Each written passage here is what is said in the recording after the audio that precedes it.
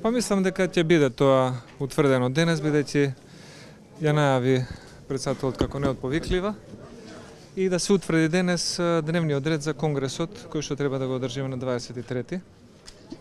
Мислам дека и тие две точки се добро познати и се надеваме дека во овој период денес ќе се утврди рокот за доставување на кандидатури за избор на председател на партијата.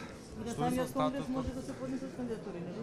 Предпоставувам дека ќе треба сепак некој рок, 1 или 2 дена порано се поднесат кандидатури и истите да исполнуваат одредени услови согласно статутот, број на подписи, делегати, членство во партијата и слично. И предходниот период исто така имаше барање да биде променет статутот во однос на изборот на нов председател. Дали ќе има промена на статутот? Статутот е тој кој што го имаат прифатено и изгласано сите членови и кандидатите се истите без да бидат менувани, оние кои што биле кандидати, односно извинете делегати на претходниот редовен конгрес, според статутот тие се на сегашниот вонреден конгрес.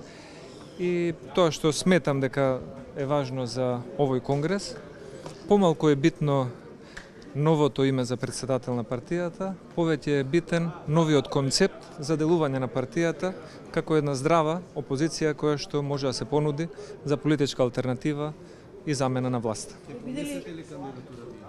Ќе видиме, има време, ќе разговараме со колегите, со делегатите, со општинските комитети и мислам дека важно ние да имаме добар избор, да имаме транспарентен конгрес и да имаме една сплотеност која што и сега е одлика на ВМРО-ДПМН. Ви благодарам многу.